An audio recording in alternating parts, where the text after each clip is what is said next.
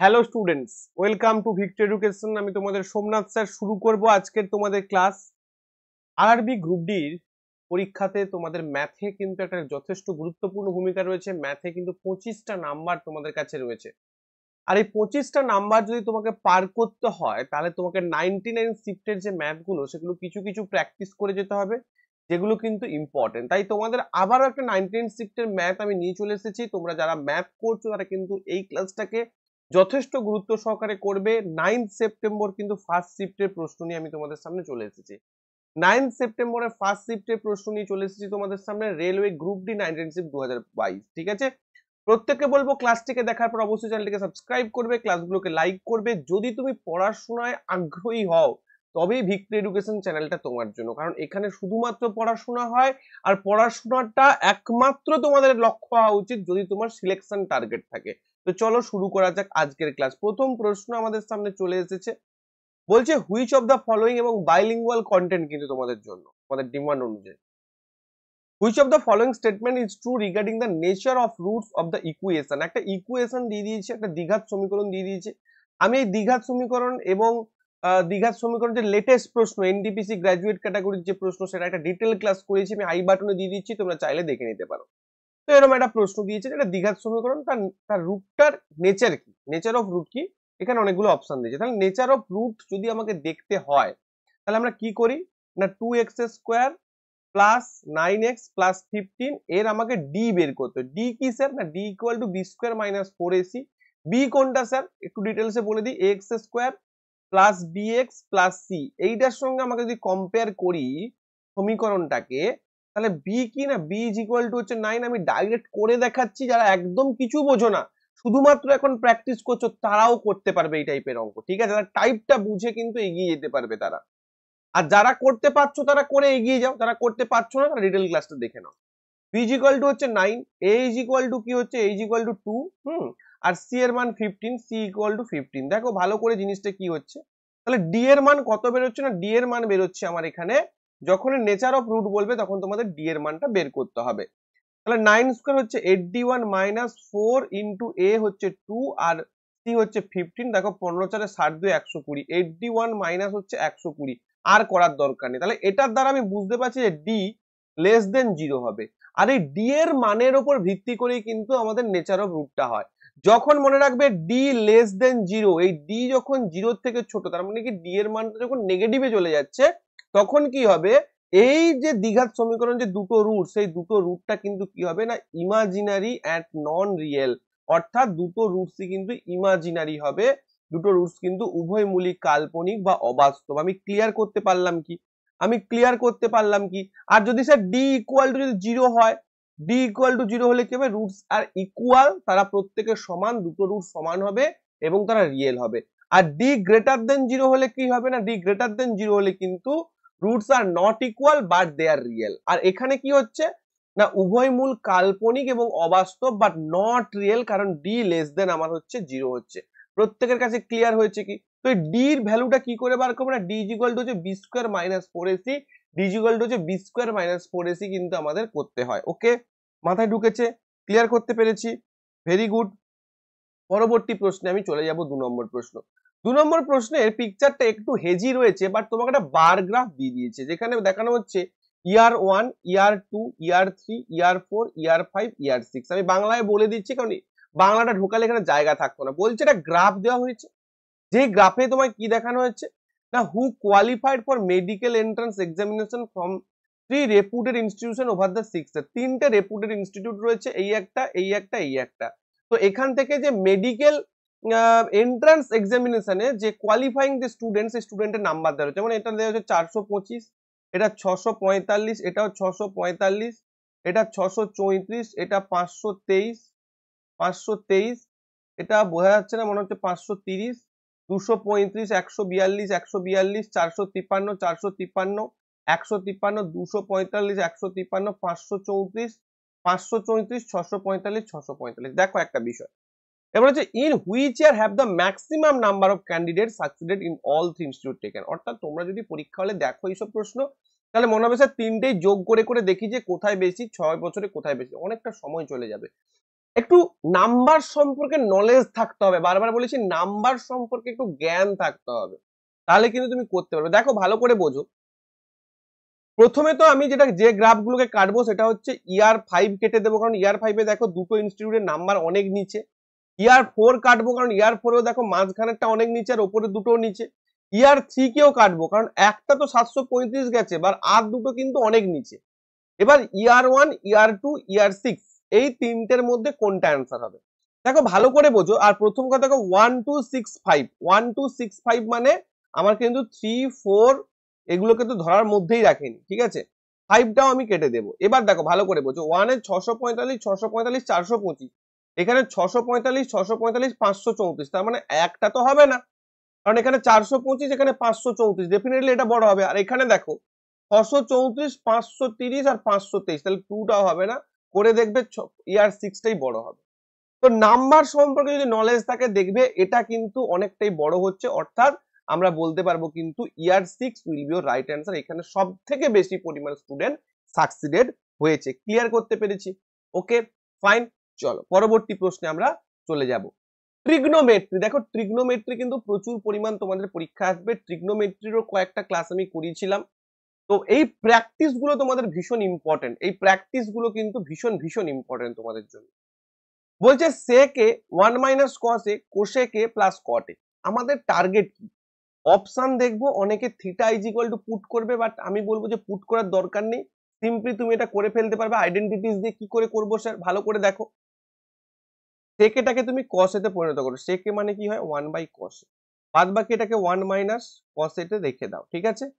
এটা ইনটু আছে cosec a কে করো কি 1 বাই sin a, ঠিক আছে, প্লাস cot a কে তুমি করে দাও, cot a মানে কি হয়, cot a মানে হচ্ছে cos a বাই হচ্ছে sin a। ওকে, এই অবধি কোনো প্রবলেম নেই। এবার দেখো আমি করতে পারি 1 মাইনাস cos a বাই ধরো cos a করে দিলাম, কোনো অসুবিধা নেই, একই বিষয় যেহেতু গুণ, ইনটু এটা করলাম কি দেখো 1 প্লাস cos a বাই হচ্ছে sin a, একই না, এটা যোগ হলো জাস্ট। এবারে দেখো যখন এই দুটোকে গুণ করবো তখন কি হবে, 1 minus cos a 1 plus cos a, অর্থাৎ a plus b into a minus b, মানে দাঁড়াচ্ছে 1 মাইনাস কি 1 minus cos square a divided by cos a into হচ্ছে sin a। এই অবধি কারোর কোনো সমস্যা নেই? আচ্ছা আমরা একটা আইডেন্টিটি জানিস না, কি আইডেন্টিটি জানি না, sin square theta plus cos square theta is equal two 1, তাহলে sin square theta is equal to কি না 1 minus cos square theta, 1 minus cos square theta. তাহলে এইটার বদলে আমি কি লিখতে পারি, ওপরটার বদলে স্যার, ওপরটার বদলে আমি লিখতে পারি sin স্কোয়ার থিটা, তাহলে sin স্কোয়ার সরি মানে sin স্কোয়ার থিটা মানে sin স্কোয়ার a লিখতে পারি, তাহলে sin square a divided by cos a sin a, তাহলে ডিভাইডেড বাই যদি cos a sin a হয়, তাহলে একটা sin এদিকে একটা sin কেটে যাবে, তাহলে কি পড়ে থাকবে না ওপরে পড়ে থাকবে একটা sin a আর নিচে পড়ে থাকবে কিন্তু একটা cos a, তার মানে কি দাঁড়াচ্ছে, দাঁড়াচ্ছে tan a। Okay, so tan a will be right answer. ফটাফট একটা লাইক করে দাও যদি তুমি প্রত্যেকটা বিষয় খুব সুন্দরভাবে ইজিলি বুঝতে পারো। দেখো আমার একটাই টার্গেট তোমাদের একদম ইজি ভাবে বোঝানো, যারা একদম ট্রিগনোমেট্রি জানো না, একদম কিচ্ছু জানো না, তাদেরকেও বুঝিয়ে দেওয়াটা আমার হচ্ছে মেন কর্তব্য। ওকে, পরবর্তী প্রশ্নে আমরা চলে যাব। কি বলেছে দেখো, একদম অফিসিয়াল পেপার এটা তোমাদের, বলছে দুটো গোলক, গোলক মানে sphere, the ratio of the volume of two sphere কত 216 is to 125, কি বললাম 216 is to হচ্ছে 125, ঠিক আছে। তো এইবার এই যে 216 is to 125 এই যে বিষয়টা, এটা কি না 4/3 pi r1 cube divided by 4/3 pi r2 cube, একটা যদি r1 রেডিয়াস হয় একটা যদি r2 রেডিয়াস হয়, ঠিক আছে, the ratio of the volume of two sphere, তাহলে কত হচ্ছে না 216 বাই হচ্ছে 125, তাহলে এটা তো কেটে যাবে, তাহলে r1 বাই r2 কি দাঁড়াচ্ছে না r1 বাই r2 দাঁড়াচ্ছে স্যার 216, 216 মানে কত কিউব না 6 এর কিউব, আর 125 কারণ এটা তো কিউব রুট হয়ে যাবে, 125 মানে 5 এর কিউব, তাহলে r1 বাই r2 6/5। কিন্তু আমি 6/5 করলে ভুল হয়ে যাবে, কারণ আমাকে বলেছে পৃষ্ঠতলের ক্ষেত্রফলের অনুপাত। পৃষ্ঠতলের ক্ষেত্রফল কি না স্যার হচ্ছে 4 পাই আর স্কয়ার, তাহলে 4 পাই যদি কেটে যায়, তার মানে আমরা যদি বের করি sir r1 square by r2 square, অর্থাৎ 36/25, এটাই তাদের কি, এটাই তাদের হচ্ছে পৃষ্ঠতলের ক্ষেত্রফলের অনুপাত। কারণ টোটাল পৃষ্ঠতল বা সমগ্র পৃষ্ঠতলের ক্ষেত্রফলের অনুপাতটা কি না অনুপাত, এই সূত্রটা কি সূত্র হচ্ছে 4 পাই আর স্কোয়ার, তার মানে এটা হলো 36:25। Option number A will be right answer. একটু ধৈর্য করে একটু দেখে তোমাদের অ্যান্সার গুলো করতে হবে, তাহলে কিন্তু খুব সহজেই তুমি উত্তর দিতে পারবে। পরবর্তী প্রশ্ন 5 নম্বর প্রশ্নে আমরা চলে আসবো। 5 নম্বর প্রশ্ন কি বলছে দেখো, বলছে যে খুব ভালো প্রশ্ন, পাইপ অ্যান্ড সিস্টেমস এর প্রশ্ন দেবে না এটা তো হতে পারে না। শুধু তোমরা দেখো যে কোন কোন জায়গা থেকে প্রশ্নগুলো দিচ্ছে, ঠিক আছে, এবং সেই জায়গাগুলো কভার করবে সবসময়। আর আমি তো প্র্যাকটিস তোমাদের করাবোই, প্র্যাকটিস সেট গুলো করলে কিন্তু তোমরা কিন্তু অনেকটা ইমপ্রুভ করবে, ঠিক আছে, এটুকু বলতে পারি। যারা অঙ্কের কিচ্ছু পারো না তারাও এই প্র্যাকটিস সেট গুলো করো, প্র্যাকটিস সেট করে করে তুমি অঙ্কের টাইপ গুলো বুঝতে পারবে বারবার, ঠিক আছে। দেখো, পাইপ এ একটি ট্যাঙ্ক 6 ঘন্টায় পূর্ণ করতে পারে, একটা এ পাইপ একটা ট্যাঙ্ক 6 ঘন্টায় পূর্ণ করতে, পাইপ বি 30 ঘন্টায়, মনোযোগ সহকারে দেখবে, পাইপ বি 30 ঘন্টায় পূর্ণ করতে পারে।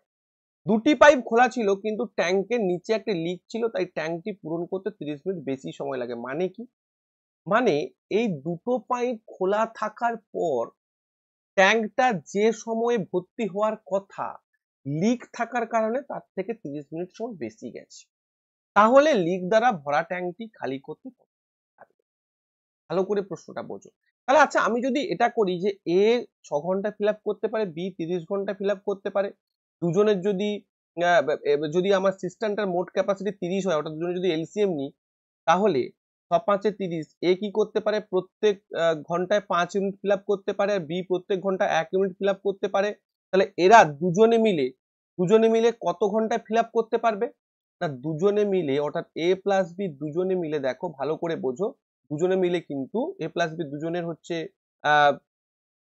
আমি বলতে পারি দুজনের এফিসিয়েন্সি যদি 6 হয়, অর্থাৎ প্রত্যেক ঘন্টায় যদি 6 ইউনিট ফিল আপ করে, তাহলে এদের 5 সময় লাগবে, অর্থাৎ 5 ঘন্টা সময় লাগবে দুজনে মিলে ফিল আপ করতে। কিন্তু যেহেতু এটা লিক ছিল, আমি লিকটাকে যদি সি ধরে নিই, অর্থাৎ এ প্লাস বি মাইনাস সি, লিকের জন্য কি হয়েছে না 8 ঘন্টা এক্সট্রা যাচ্ছে। 8 ঘন্টা এক্সট্রা মানে লিক থাকার কারণে, মানে যদি এ প্লাস বি মাইনাস সি ধরে নিই, তাহলে তাদের তিনজন মিলে কত সময় যাচ্ছে না 8 ঘন্টা বেশি। এ তো 5 ঘন্টায় ফিল আপ করে দিচ্ছে, দুজনে মিলে তো 5 ঘন্টা ফিল আপ করে দিচ্ছে, কিন্তু লিক থাকার কারণে কি হচ্ছে না, লিক থাকার কারণে কিন্তু অনেকটা বেশি সময়। কত বেশি সময় না 30 মিনিট বেশি সময়। 30 মিনিট বেশি মানে কত, 5 পূর্ণ 1 দিয়ে, অর্থাৎ 5 দিয়ে 10 = 11, 11/2 ঘন্টা বেশি লাগে। তাহলে আমার যদি টোটাল ক্যাপাসিটি 30 হয়, এর তিনজন মিলে প্রত্যেক ঘন্টায় কত ইউনিট করে ফিল আপ করে না, প্রত্যেক ঘন্টায় স্যার 30/11/2, অর্থাৎ 30 × 2/11, অর্থাৎ মানে 60/11, 60/11 পার্ট এরা কি করে না ফিল আপ করতে পারে তিনজন মিলে। আমাকে কি বার করতে দিয়েছে, আমাকে বার করতে দিয়েছে লিক দ্বারা ট্যাঙ্কটা খালি, তার মানে লিকের এই যে লিকটা, এই লিকের এফিসিয়েন্সি বার করতে হবে। কি করে বার করব না, লিকের টোটাল এফিসিয়েন্সি কত 60/11 মাইনাস এ প্লাস বি টোটাল এফিসিয়েন্সি কত 6, তার মানে বাদ দাও। তার মানে এটা বাদ দিলে আমি শুধু লিকটা যেটা তার এফিসিয়েন্সি বের করবো, অর্থাৎ এই যে লিকটার দ্বারা প্রত্যেক মিনিটে প্রত্যেক ঘন্টায় কত ইউনিট জল বেরিয়ে যাচ্ছে সেটা আমি বের করে নিতে পারবো। তাহলে আমি সিম্পলি করি, কি করব না, দেখো 60/11, সেখান থেকে তুমি 6 বাদ দাও, 60/11 থেকে 6 বাদ, তাহলে কি হবে না 11×6 = 66, বুঝতেই পারছো।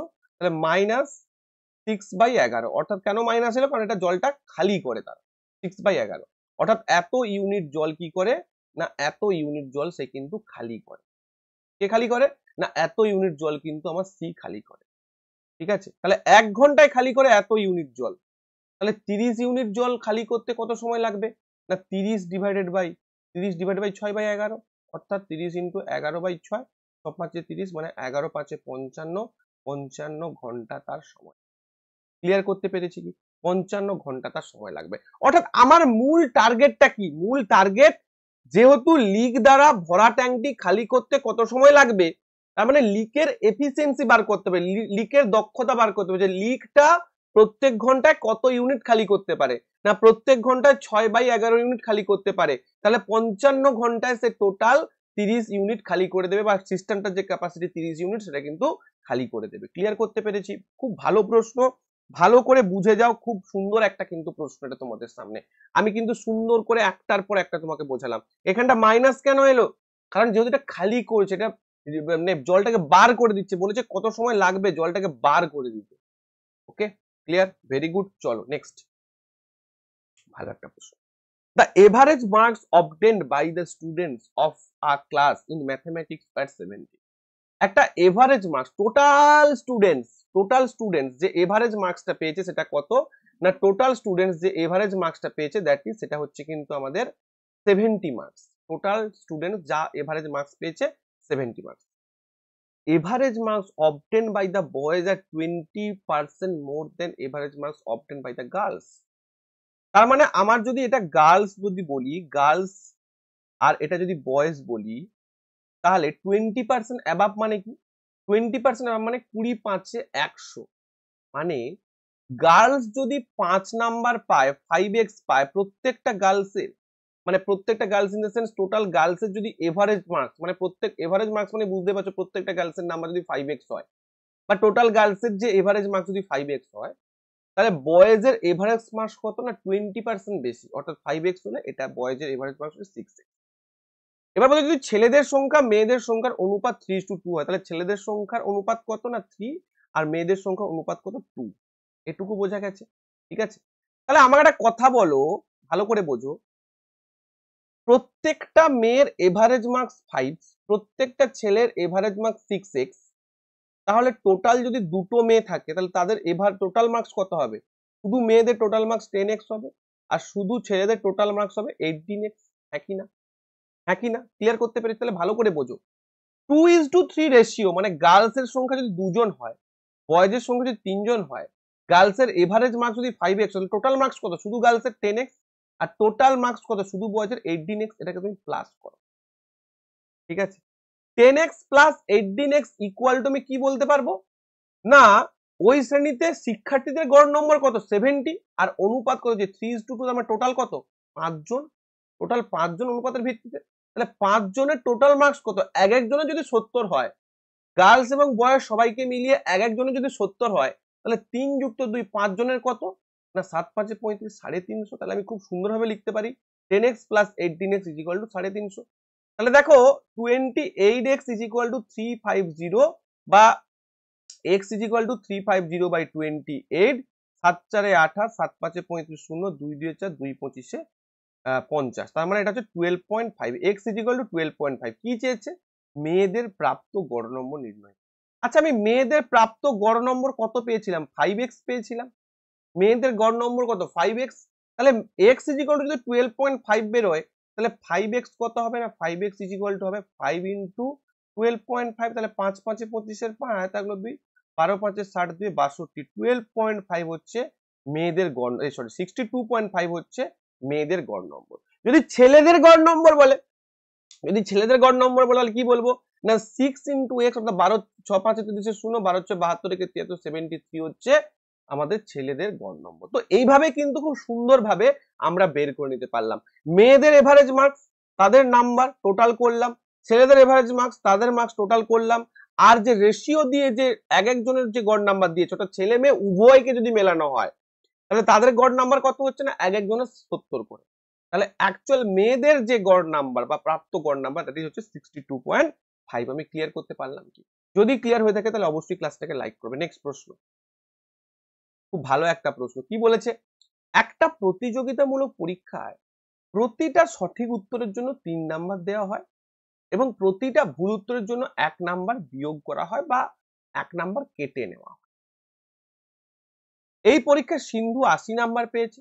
যদি প্রতিটি সঠিক উত্তরের জন্য 4 নম্বর দেওয়া হয় এবং প্রতিটি ভুল উত্তরের 2 নম্বর বিয়োগ করা হয়, তাহলে সিন্ধু 90 নাম্বার পেত। যদি সিন্ধু সব প্রশ্নের উত্তর দিত, তাহলে পরীক্ষায় প্রশ্নের সংখ্যা কত?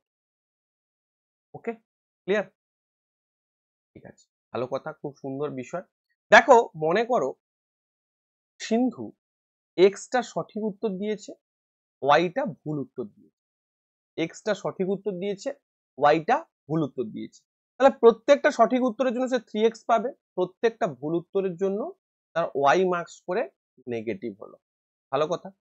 দিলে সে এখান থেকে টোটাল মার্কস কত পাচ্ছে? 80 নাম্বার পাচ্ছে। আবার প্রত্যেকটা সঠিক উত্তরের জন্য যদি 4 নাম্বার দেওয়া হয়, মানে 4x, এবং প্রতিটি ভুল উত্তরের জন্য 2 নাম্বার বিয়োগ করা হয়, -2y, তাহলে তার কত নাম্বার হবে? 90 নাম্বার। ঠিক আছে, 90 নাম্বার। এবার এই x প্লাস ওয়াইটাই হচ্ছে আমার টোটাল প্রশ্নের সংখ্যা, কারণ x নাম্বার সে উত্তরটা, মানে এক্সটা প্রশ্নের উত্তর সে ঠিক দিচ্ছে আর ওয়াইটা প্রশ্নের সে উত্তর ভুল। সমাধান করো। কি করে স্যার সমাধান করবো? খুব ইজি ব্যাপার। পরীক্ষা হলে মনে হচ্ছে যেন খুব কঠিন বিষয় একটা, কোনো কঠিন না। সিম্পলি এটাকে 2 দিয়ে গুণ করো, এটাকে 2 দিয়ে গুণ করো। 2 দিয়ে গুণ করলে কত হচ্ছে না? 2 দিয়ে গুণ করলে এটা হচ্ছে 6x minus 2y is equal to 160, আর এটা হচ্ছে আমার 4x minus 2y is equal to 9। এবার কি করবো স্যার? এবার আমি করব কি, মাইনাস করবো। তাহলে এটা মাইনাস হয়ে যাবে, এটা প্লাস হয়ে যাবে, এটা মাইনাস। তাহলে এটা কত হয়ে যাবে আমার? 16 থেকে 9 বাদ দিলে, 16 থেকে 9 বাদ দিলে হচ্ছে স্যার 7। ঠিক আছে, তাহলে আমার এটা হয়ে যাচ্ছে 70, এটা পুরো কেটে যাচ্ছে, আর এটা হচ্ছে 2x। তাহলে x ইজ ইকুয়াল টু কত হচ্ছে sir? x is equal two আমার 35। আচ্ছা, x যদি 35 হয় তার মানে 25 তো কোনোভাবেই হবে না অ্যান্সার। x যদি 35 হয় তাহলে আমি y এর ভ্যালুটা কি করে পাবো স্যার? না, y এর ভ্যালুটা এইভাবে পাবো যে 3x minus y is equal two 80 ছিল, তাহলে y is equal two 80 minus 3x। তাহলে 3x মানে কত? না 35 এর সঙ্গে তুমি 3 গুণ করো, 5 3 15, 5 আয় থাকলো 1, আর 3 3 9 কে 10, মানে 105 থেকে তোমাকে 80 মাইনাস করতে হবে। তাহলে 5 8 এর পর 9 10, তার মানে 2 25। তার মানে y ইজ ইকুয়াল টু কত পাচ্ছি স্যার? 25। তার মানে দেখো y মানে y পরিমাণ প্রশ্ন, অর্থাৎ yটা প্রশ্ন হচ্ছে 25টা প্রশ্ন, আর xটা প্রশ্ন হচ্ছে 35টা প্রশ্ন। তাহলে টোটাল প্রশ্ন কত? টোটাল প্রশ্ন কত? পরীক্ষায় প্রশ্নের সংখ্যা কত? না টোটাল পরীক্ষায় প্রশ্নের সংখ্যা হচ্ছে স্যার 35 প্লাস 25, 5 5 10 শূন্য, হাই থাকলো 3 4 5 থেকে 6, টোটাল 60 খানা প্রশ্ন কিন্তু তার পরীক্ষায় প্রেজেন্ট ছিল। কি বললাম? টোটাল 60 খানা প্রশ্ন কিন্তু তার পরীক্ষায় প্রেজেন্ট ছিল। ক্লিয়ার করতে পারলাম কি? সঠিকভাবে উত্তর দাও যে স্যার ক্লিয়ার হয়েছে কি? প্রত্যেকে সঠিকভাবে উত্তর দাও যে স্যার ক্লিয়ার হয়েছে কি। ওকে ফাইন, চলো পরবর্তী প্রশ্নে আমি চলে যাব। নেক্সট প্রশ্ন, এটা ইজি প্রশ্ন তোমাদের জন্য। If a certain some of money invested compound is double itself in 6 ইয়ার। দেখো, একটা মানি তোমার পি পরিমাণ একটা মানি তুমি ইনভেস্ট করেছিলে, 6 ইয়ার্স পর সেটা ডাবল হয়েছে, আর অ্যামাউন্টটা কত হয়ে গেছে? না 2p হয়ে গেছে। এবার বলেছে তাহলে কত বছরে একই সুদের পরিমাণ 8 গুণ হয়ে যাবে? একই সুদের হারে এই পরিমাণ 8 গুণ হয়ে যাবে, মানে মানে অ্যামাউন্টটা 8 গুণ হবে। তাহলে আবার 2p হবে 6 বছরে, আবার 2p হবে 6 বছরে, মানে অ্যাকচুয়ালি কি হবে? 2p হবে 6 বছরে, মানে এইটা কত হয়ে যাবে? 4p হয়ে যাবে। এটা তারপরের বছর কত হয়ে যাবে? 8p হয়ে যাবে। তারপরের 6 বছর, তার মানে 6 6 6 6 3 18, 18 বছরে কি হয়ে যাবে? 18 বছরে কিন্তু পুরো 3 গুণ হয়ে যাবে। ওকে, চলো বরাবর এরকম একটা অঙ্ক আগের এতে এসেছিল। এবার বলছে find the list common multiple LCM 36 54 72। খুব ভালো একটা প্রশ্ন, বাট আমাকে কিন্তু একটু ধৈর্য সহকারে প্রশ্নটা করতে হবে, কারণ কি এই ধরনের প্রশ্নে কিন্তু ভুল হওয়ার চান্সেস প্রচন্ড থাকে, তাই আমাকে কিন্তু একটু সঠিকভাবে বিষয়টাকে হ্যান্ডেল।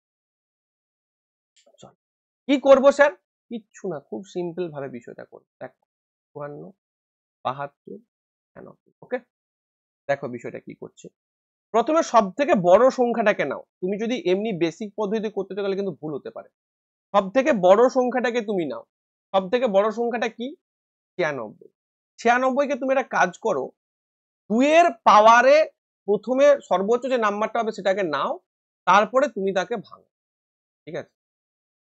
আচ্ছা 96 কে আমি কি বলতে পারি যে 16 6 96, 16 ইন্টু 6, ঠিক আছে? 16 6 96 বলতে পারি। এবার এই 16 ইন্টু 6 মানে কি? 16 ইন্টু 6 মানে আমি এটা বলতে পারি যে 32 ইন্টু 3 বলতে পারি। আচ্ছা 32 মানে কতর পাওয়ার? 32 মানে হচ্ছে 2 টু দি পাওয়ার 5, তাই না? 2 টু দি পাওয়ার 5 এ হচ্ছে 32 হয়।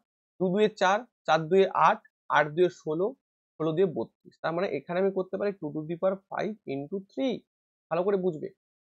এবার দেখো 72 এর মধ্যে এইটা তো আমার কনস্ট্যান্ট পেয়ে গেলাম, বড়টার নাম্বার। এবার 72 এর মধ্যে কত, এই 2 টু দি পাওয়ার 5 এর মধ্যে কত নাম্বার রয়েছে?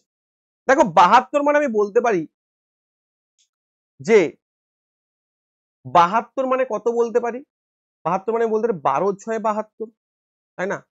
12 6 72, তাহলে 12 ইন্টু 6। এবার এই 6 এর মধ্যেও আবার একটা 2 লুকিয়ে রয়েছে, তার মানে আমি বলতে পারি যে 24 ইন্টু 3, হ্যাঁ কি না? 24 ইন্টু 3, এই যে 24, এই যে 24টা তুমি যে পেলে, এই 24 কিন্তু তোমার এইটার মধ্যে রয়েছে, 24 কিন্তু তোমার এইটার মধ্যে রয়েছে, ঠিক আছে? তার মানে এখান থেকে তুমি পাবে শুধু 3। 54, 18 3 54, 18 3 54, 18 2 36, 18 3 54। এবার 18 3 54 করলে 9 2 18, তার মানে তুমি এটা করো যে 9 6 54, কারণ 6টা তো তুমি এখান থেকে পেয়ে যাচ্ছ, 9 ইন্টু 6 54। দেখো এই যে 24টা স্যার কি করে পেলেন আপনি? 2 কিউব ইন্টু 3, 8 3 24। এই যে 2 কিউব ইন্টু, এটা দেখে, কারণ প্রথমবার বোঝাচ্ছি বলে এরকম মনে হচ্ছে, কিন্তু এগুলো তোমাদের জানতে হবে, জানলে কিন্তু ইজি বিষয়টা। 2 কিউব ইন্টু 3 মানে 2 কিউবটাও 2 টু দি পাওয়ার 5 এর মধ্যে আছে, 3টাও আছে, কিন্তু এক্সট্রা কোন নাম্বারটা? এক্সট্রা হচ্ছে 3। অর্থাৎ এটা তোমাদের কিন্তু ধরা যাবে না, এটা কিন্তু বাদ। যেমন 6 9 54, 6 কিন্তু এখানে রয়েছে, বাট এখান থেকে শুধু 9টাকে আমরা নেব। 3 2 6, 2টাও এখানে রয়েছে, 3টাও এখানে রয়েছে, বাদ বাকি 9। 36, 36 মানে দেখো 12 3 36, 12 মানে 3 4 12, মানে 2 স্কয়ার ইন্টু 3, বাদ বাকি এখানে 3 পেলাম। তাহলে 3 9 3, 3 9 3 এর এলসিএম কত গো? না স্যার 3 9 3 এর এলসিএম হচ্ছে আমার 9। তাহলে 3 9 3 এর এলসিএম 9, তার মানে এখান থেকে আমরা কি পেলাম? 2 টু দি পাওয়ার 5 ইন্টু 3, আর এখান থেকে আমার 9 বেরোলো, তার মানে 2 to the power 5 into 3 into হচ্ছে 9, মানে আলটিমেট কত বেরোচ্ছে? এটা মানে তো 96, তার মানে 96 ইন্টু 9। তাহলে 9 6 54, 4 হাতে থাকলো 5, 9 9 81, 5 86, 864 will be your right answer. তো সবসময় বড় নাম্বারটাকে ধরে করার চেষ্টা করবে, বড় নাম্বারটাকে ধরবে, ধরে দেখবে যে বাদ বাকি নাম্বারগুলোতে কি রয়েছে। তোমাদের কিন্তু এমনি এমনি করে দিয়ে দেয় অনেক সময়, 2 to the power 5 2 to the পাওয়ার 6 এরকম করে দিয়ে দেয়। তো দেখবে যে বড় নাম্বারটার মধ্যে যেটা রয়েছে, ছোট নাম্বার যদি সেগুলো থাকে সেগুলোকে বাদ, এক্সট্রা আর কি পাচ্ছি তার আবার পুনরায় এলসিএম অ্যান্সার দিই। নেক্সট, একটা চতুর্ভুজ কি দিয়েছে দেখো, চতুর্ভুজ একটা দিয়েছে, ভালো কথা। A B C D, A B C D, B এবং ডি, বি এবং ডি কোণের সমষ্টি 150 ডিগ্রি। তাহলে কোণ বি প্লাস কোণ ডি হচ্ছে 150 ডিগ্রি যদি হয়। দেখো ত্রিভুজের 4টা কোণের সমষ্টি হচ্ছে কত? ত্রিভুজের 4টা কোণের সমষ্টি হচ্ছে 360 ডিগ্রি। তাহলে বি প্লাস ডি যদি 150 ডিগ্রি হয়, তাহলে এ প্লাস কোণ সি কত? না 360 থেকে আমরা 150 বাদ দেবো, 0 1, আর হচ্ছে একেবারে 2 3 210 ডিগ্রি আমরা পাবো এ আর সি কোণের সমষ্টি। এবার এ আর সি কোণের অনুপাত 4:3 দিয়েছে, তার মানে আমরা কি বলতে পারি?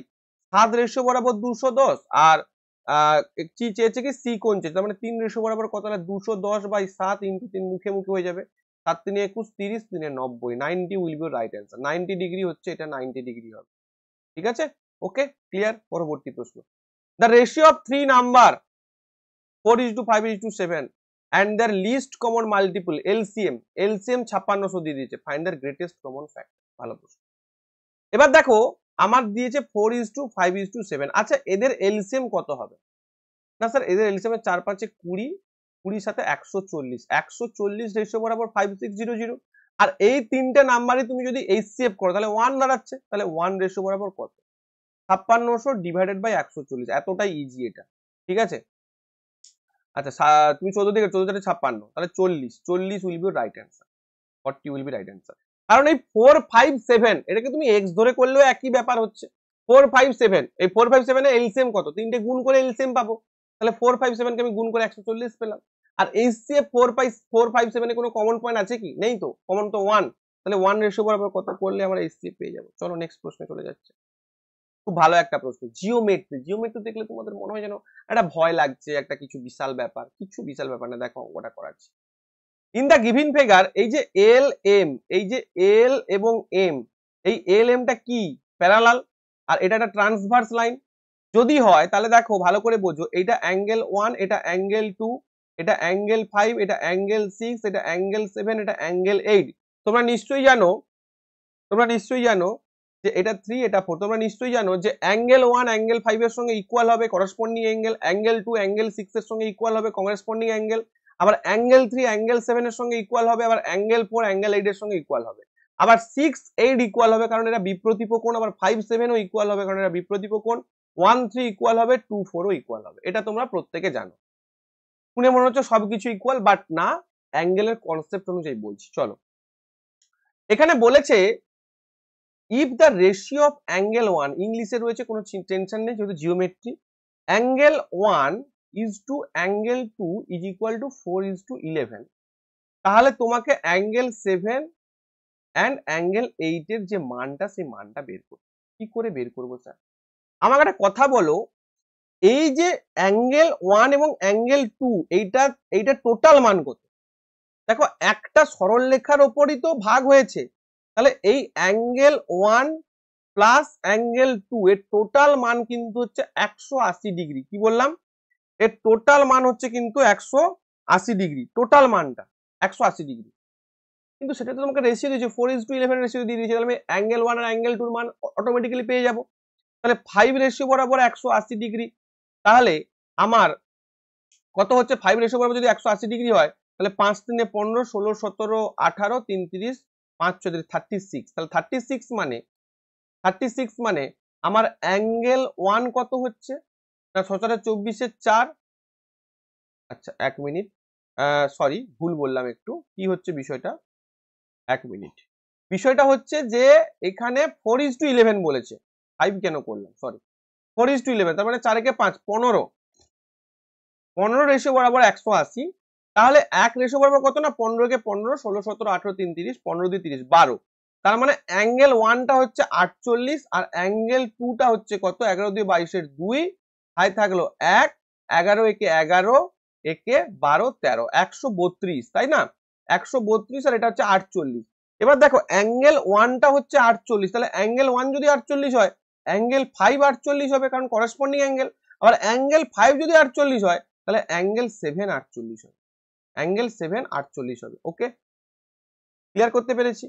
আবার দেখো অ্যাঙ্গেল যে 2, অ্যাঙ্গেল 2 কত না, অ্যাঙ্গেল 2 যদি আমার হচ্ছে 132 হয়, তাহলে অ্যাঙ্গেল আমার হচ্ছে 6 ও 132 হবে, আর অ্যাঙ্গেল 6 যদি 132 হয়, তাহলে অ্যাঙ্গেল 8 ও কিন্তু 132 হবে।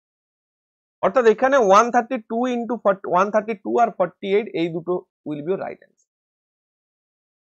ওকে, 132 আর 48 এইটা হচ্ছে সঠিক উত্তর। ক্লিয়ার করতে পেরেছি কিনা প্রত্যেক একটু বলো, ক্লিয়ার করতে পেরেছি কিনা প্রত্যেক একটু বলবে আমাকে। ওকে, ভেরি গুড। ওকে, ক্লিয়ার হয়েছে? চলো নেক্সট আমরা নেক্সট প্রশ্নে চলে যাব। A person goes to office from his home at a speed of 5 km/h and return back by, কি করাবো অঙ্ক, 2xy by হচ্ছে x plus y, নিজেরা করে নেবে, একদম ইজি প্রশ্ন। চলো, find the value of the following. 0.1 মানে 1/10, 0.001 মানে 1/1 1 2 3, ঠিক আছে, 1 বাই 1 1 2 3 4 1 2 3 4 ইন্টু 10 টু দি পাওয়ার 6 মানে 1 1 2 3 4 5 6। দেখো 1 2 3 4 কাটলাম, 1 2 3 4 কাটলাম, ঠিক আছে, 0 0 কাটলাম, 0 0 কাটলাম, 1/100 উইল বি রাইট। নেক্সট 36 এর স্কয়ার, 36 এর স্কয়ার ভাজিত 9 এর স্কয়ার প্লাস 4 স্কয়ার। আচ্ছা দেখো 36 ইন্টু 36 বাই হচ্ছে কত 9 ইন্টু 9, তাহলে 9 4 36, 9 4 36, 4 4 16, আর এটাও 4 4 16 32। মুখে মুখে অ্যান্সার হবে, একদম ইজি প্রশ্ন। নেক্সট প্রশ্ন, দুই ব্যক্তির বর্তমান বয়স 46 এবং 60 ইয়ার, n বছর পরে তাদের বয়স অনুপাত 4:5। দেখো একজনের বয়স হচ্ছে 46 আর একজনের বয়স হচ্ছে 60, সবসময় মনে রাখবে একজনের বয়স 46 আর আরেকজনের বয়স 60, এবং n বছর পর n ইয়ার্স পর তাদের বয়স কত হচ্ছে 4/5। আচ্ছা আমার একটা কথা বলো, বয়সের গ্যাপ তো সবসময় সেম থাকে। আজকে আমার আর আমার ভাইয়ের গ্যাপ যদি 6 বছর হয়, জীবনকাল বয়সের গ্যাপ সেম থাকবে। দেখো এখানে 46 আর 60 এর মধ্যে গ্যাপ কত না, 46 আর 60 এর মধ্যে গ্যাপ হচ্ছে 14 বছর, আর এখানে গ্যাপ কত 1 বছর। এই গ্যাপটাকে সমান করতে গেলে এই দুটোকে 14 দিয়ে গুণ করে দাও, তাহলে 14 দিয়ে গুণ করলে বিষয়টা কি দাঁড়াচ্ছে না 14 4 56 আর 14 5 70। দেখো 56 আর 70 এর মধ্যেও কিন্তু গ্যাপ হচ্ছে আমাদের 14। ওকে, এইবার দেখো 46 থেকে 56 হয়েছে, 60 থেকে 70 হয়েছে, দুজনের বয়সটা বুঝতে পারছো, এবার কিন্তু সমান হয়েছে, তাহলে এরও 10 বছর বেড়েছে, আবার এরও 10 বছর বেড়েছে, তার মানে কত বছর পর বাড়ছে, কত বছর পরে অনুপাতটা হচ্ছে না স্যার 10 ইয়ার পর। খুব আরামসে করতে হবে, সবসময় বয়সের গ্যাপটাকে দেখবে, আর এখানে যে গ্যাপটা পাবে অনুপাতটাকে সেই গ্যাপটা দিয়ে গুণ করে দেবে, দেখবে সেম গ্যাপ হচ্ছে দুটো। ওকে, ক্লিয়ার? নেক্সট প্রশ্নে চলে যাচ্ছে। আচ্ছা এই প্রশ্নটা কি বলছে দেখো, এই প্রশ্নটা বলছে the some of average investment of both A and average of B for the given years, what percentage of sum of average of B and average investment of C? দেখো এর টোটাল করে এভারেজ, বি টোটাল করে average, কত percentage হবে B total করে average, C total করে average, কিচ্ছু না, সিম্পলি ক্যালকুলেশন রয়েছে। এর টোটাল করে এভারেজ করবে, এর টোটাল করে এভারেজ করবে, মানে এর এটা প্লাস এটা আর এটা বি প্লাস সি, এই দুজনের পার্সেন্টেজটা বের করবে। এটা হোমওয়ার্ক থাকবে, একটু কঠিনটা হোমওয়ার্ক দিলাম, দেখি কে করতে পারে, কারা করতে পারে দেখি, এটা হোমওয়ার্ক দিলাম। নেক্সট প্রশ্ন, find the median of the observation. Median খোঁজার জন্য কি করতে হবে, পুরো নাম্বারটাকে সাজাতে হবে, ছোট থেকে বড় করে নাম্বারটাকে সাজাতে হবে। চলো 4 4, তারপর হচ্ছে 6, তারপর হচ্ছে 8, তারপর হচ্ছে 8, তারপর হচ্ছে 11, তারপর হচ্ছে 12, ওই 7টা থেকে গেছে 7, তারপর হচ্ছে 11, তারপর হচ্ছে 12, 9টা থেকে গেল 9, ঠিক আছে, 11 12 আর হচ্ছে 14, 1 2 3 4 5 6 7 8 9 10, 1 2 3 4 5 6 7 8 9 10 মিলে গেছে। 10 যেহেতু হয়েছে, দেখো 1 2 3 4 আর এদিকে হচ্ছে 1 2 3 4, মাঝখানে কি রয়েছে 8 আর 8, সবসময় মাঝখানে দুটো নাম্বার থাকে, তাহলে কি করবো, যোগ করে 2 দিয়ে ভাগ করে দেবো, যেহেতু 8 আর 8 আছে আমি 8 করে দেবো, বাট দুটো আলাদা আলাদা নাম্বার থাকলে যোগ করে 2 দিয়ে ভাগ, অর্থাৎ 16কে 2 দিয়ে ভাগ করলে 8টি থাকবে, আর যদি একটা নাম্বার থাকে সেটাই হবে তোমার উত্তর। নেক্সট প্রশ্ন, একটা shopkeeper gives a discount of 4%, একটা শপকিপার 4% ডিসকাউন্ট দিচ্ছে, তার মানে তোমার মার্ক প্রাইস এবং যে সেল প্রাইস, ডিসকাউন্ট দিচ্ছে মানে কি মার্ক প্রাইসের সঙ্গে সেল প্রাইসের আমি, সেলিং প্রাইসের আমি কি করব, রেশিও করব। 4% ডিসকাউন্ট দিচ্ছে মার্কেট প্রাইসের উপর, তাহলে মার্কেট প্রাইস যদি 100 টাকা হয়, তাহলে সেলিং প্রাইস কত, না সেলিং প্রাইস হচ্ছে 96, তাই না? আমি একটু কাটাকুটি করতে ভালোবাসি, কাটাকুটি করব, 2 5 4 দিক চলে যাবে, 4 25 100, 4 2 8 9 1 16, 4 4 16, 25:24। ওকে, নেক্সট বলেছে if the cost price of an item 120, বলেছে যদি পণ্যের ক্রয় মূল্য 120, দরকার নেই, আমাকে রেশিও বের করতে হবে, তাকে 10% লাভ করতে, তাহলে চিহ্নিত মূল্যের কত হওয়া উচিত। দেখো 10% লাভ মানে কস্ট প্রাইস আর সেলিং প্রাইসের রেশিও কত হবে, না 10% লাভ মানে 10 10 100, অর্থাৎ 10 যদি সিপি হয় তাহলে এসপি হওয়া উচিত 11।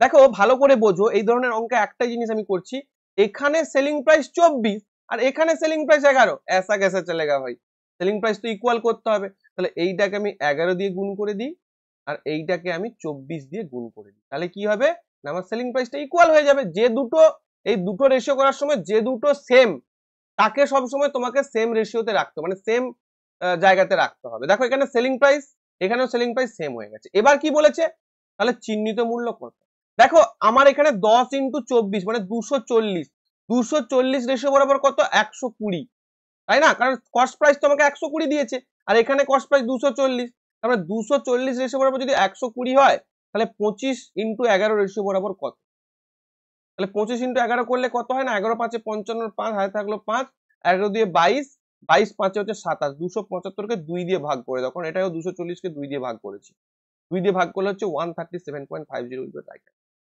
এতটাই ইজি ভাবে আমরা কিন্তু বিষয়টাকে করতে পারি, এরকম ভাবে ইজি ভাবেই কিন্তু আমরা বিষয়টাকে খুব সুন্দরভাবে করতে পারি। ক্লিয়ার করতে পেরেছি?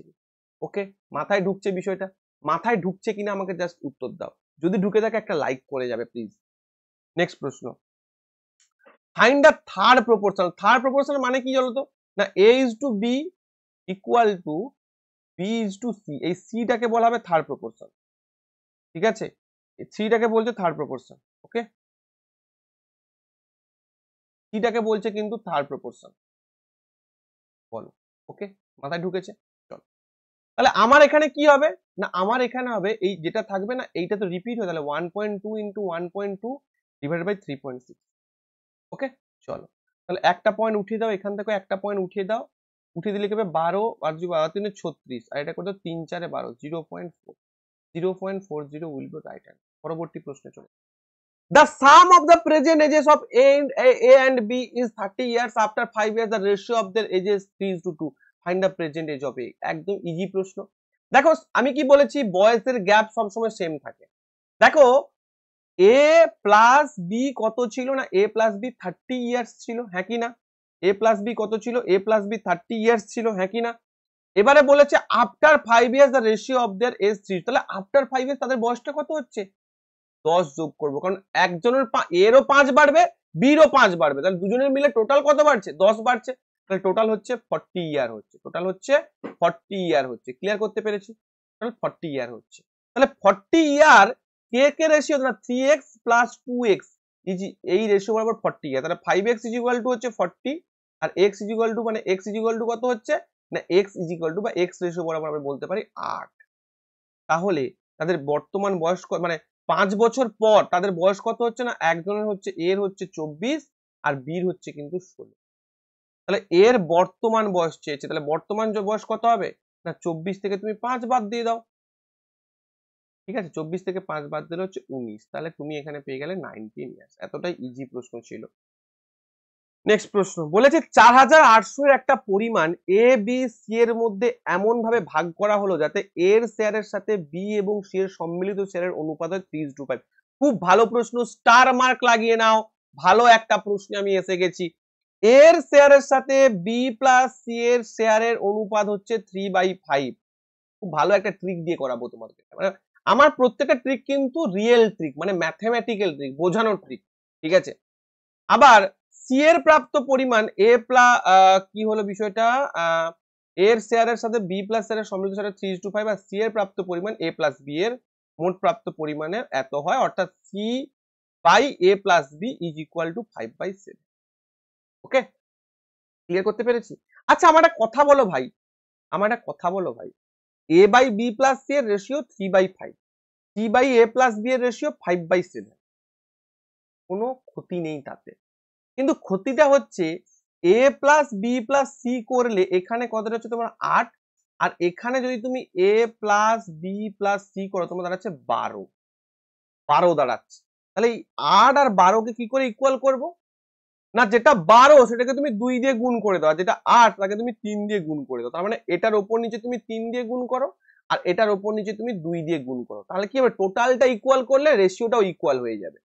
তাহলে A by B plus C করলে কি করব না 9/15, আর C by A plus B হলে কি হবে, 2 দিয়ে গুণ করছি 10/14। দেখো 14 হচ্ছে 24 আর 15 হচ্ছে 24। এবার মিলেছে, ক্লিয়ার করতে পেরেছি, খুব সুন্দর।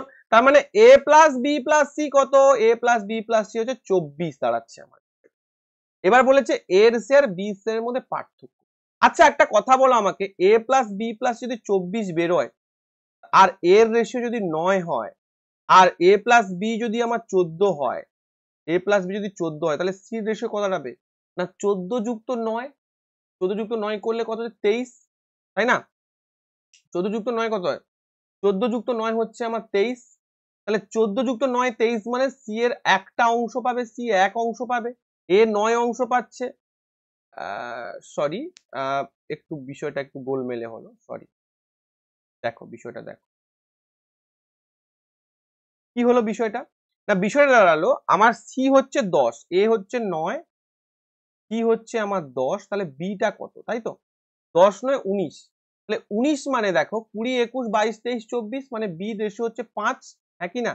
বি রেশিও হচ্ছে 5, তাই না? বি রেশিও 5 হচ্ছে। এবার বলেছে এ আর বির মধ্যে ডিফারেন্স, এ আর বির মধ্যে ডিফারেন্স কত 4, তাহলে 4 রেশিওটা বার করতে হবে। তাহলে আমি কি বলছি টোটাল কত 24, তাহলে 24 রেশিও বরাবর হচ্ছে 4800। 24 একটু ছোট করি নাহলে বুঝতে প্রবলেম হবে তোমাদের। 24 রেশিও বরাবর হচ্ছে 4800, 24 রেশিও বরাবর হচ্ছে 4800।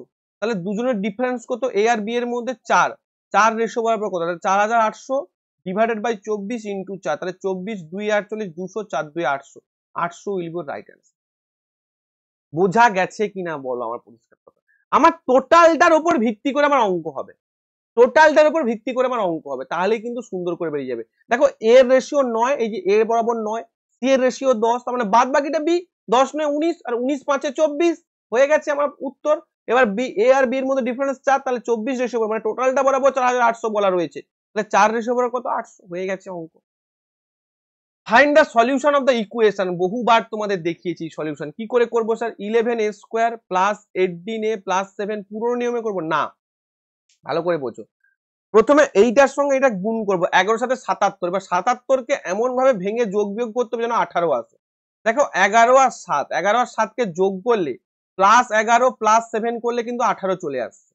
তাহলে যখন এটা আমি রুট বের করব, একটা রুট কত হবে আমার 11/11, কারণ এইটা দিয়ে ভাগ করতে জানো তাহলে মাইনাস হয়ে যাবে, প্লাস থাকলে মাইনাস, মাইনাস থাকলে প্লাস। আর একটা হচ্ছে -7/11, অর্থাৎ -1 আর একটা -7/11, এই দুটো রুট কিন্তু বেরোবে, এই দুটো রুট বেরোবে। যারা রুটের নিয়ম বুঝতে পারছো না, যে বললাম দ্বিঘাত সমীকরণের একটা ক্লাস করেছিলাম বীজগণিতের এনটিপিসি সিবিটির 1 এর প্রশ্ন নিয়ে, ওটা একটু দেখে নিও। তাহলে -1 -7/11 will be right answer. Next প্রশ্নে চলে যাবো আমি। যদি কোনো পণ্যের ক্রয় মূল্য 4,500 এবং বিক্রয় মূল্য 3,500, তাহলে ক্ষতির শতাংশ নির্ণয় করে, এটা তো দেখা মাত্র উত্তর হবে। তাহলে তোমার হয়ে যাচ্ছে এদিকে হচ্ছে 3,500 মানে 1000, ঠিক আছে, 1000 বাই হচ্ছে 4,500, তার মানে হয়ে যাচ্ছে তোমার 0 0 কেটে দাও, ইন্টু 100 করে দাও, 5 9 45, 5 2 10, 200/9 মানে 22.22%। if 9x is equal to 55 square minus 35 square, দেখো এটা তো একদম ইজি প্রশ্ন, find the value of x। তাহলে কি করব না, 55 প্লাস 35, ঠিক আছে, এটা তুমি এরকম করবে, দেখো 9x is equal to তোমাকে দিচ্ছে 55 স্কয়ার মাইনাস 35 স্কয়ার, তাই তো? তাহলে 9x is equal to কি করলে 55 প্লাস 35 ইন্টু হচ্ছে 55 মাইনাস 35, তাহলে 55 প্লাস 35 করলে কত হয়, 5 5 10 0 হাতে থাকলো 1, 5 3 8 আর একে 9 90, তাই তো? 5 5 10 0 হাতে থাকলো 1, 5 3 8 একে 90, আর 90 ইন্টু কত হচ্ছে, 5 থেকে 5 বাদ দিলে 0, আর 5 থেকে হচ্ছে 3 বাদ দিলে 2, তাহলে 9 2 1800, 1800 বাই হচ্ছে তুমি 9 করে দাও, 9 2 1800, তাহলে 0 200 থাকছে, তাহলে 200 উইল বি বা 200 উইল বি রাইট অ্যান্সার। এই ছিল আজকের ক্লাস ভাই, আশা করি প্রত্যেকে বুঝতে পেরেছো। যদি আমাদের পেইড ব্যাচে ভর্তি হতে চাও তাহলে 8621816433 এই নাম্বারে ভর্তি হতে পারো। অবশ্যই তোমরা হোমওয়ার্কটা করবে, আর এই রকম টাইপেই কিন্তু তোমাদের প্যাটার্ন আসবে। এটা হয়তো একটু ইজি শিফট ছিল, কোনোদিন কঠিন শিফট আসবে, তোমাদের শিফট ওয়াইজ কিন্তু ক্লাসগুলো হতে থাকবে। যেমন ম্যাথ, রিজনিং, সায়েন্সটা তো প্রায় শেষ, ম্যাথ রিজনিংটা আমি ট্রাই করছি যতটা পারা যায়, বেশি পরিমাণ আমি করতে চাইছি। এগুলো কিন্তু প্রত্যেকটা তোমাদের কনসেপ্ট দিয়ে সুন্দরভাবে আমি তোমাদের শেখালাম। কারোর কোনো ডাউট থাকলে বা কোনো কোশ্চেন থাকলে কমেন্ট বক্সে জানাবে। আমাদের ব্যাচ নিতে চাইলে কন্ট্যাক্ট করবে। ভিক্টরি এডুকেশন মনে রাখবে, one stop solution for railway exam. আর হ্যাঁ, যদি পড়াশোনা করতে চাও তবেই তুমি ভিক্টরি এডুকেশনে থাকো, কারণ ভিক্টরি এডুকেশন কোনো রকম কোনো সময় নষ্ট বা ইয়ারকি ফাজলামি এইসবকে পাত্তা দেয় না। ভিক্টরি এডুকেশন অলওয়েজ এডুকেশনের সাপোর্টে আছে, পড়াশোনার সঙ্গে রয়েছে, আজীবন পড়াশোনার সাথেই থাকবে। তো পড়াশোনা যদি করতে চাও তাহলে তুমি ভিক্টরি এডুকেশন থাকতে পারো। আর এই হচ্ছে আমাদের কিন্তু নাম্বার। থ্যাংক ইউ প্রত্যেককে, দেখা হবে পরের ক্লাসে। আর হ্যাঁ, ভিক্টরি এডুকেশন মানেই হচ্ছে সিলেকশন, মানেই হচ্ছে ভিক্টরি। আর অবশ্যই চ্যানেলটাকে তুমি সাবস্ক্রাইব করবে, ক্লাসগুলোকে লাইক করবে, আর বন্ধুদের মাঝে শেয়ার করবে। থ্যাংক ইউ প্রত্যেককে, দেখা হবে।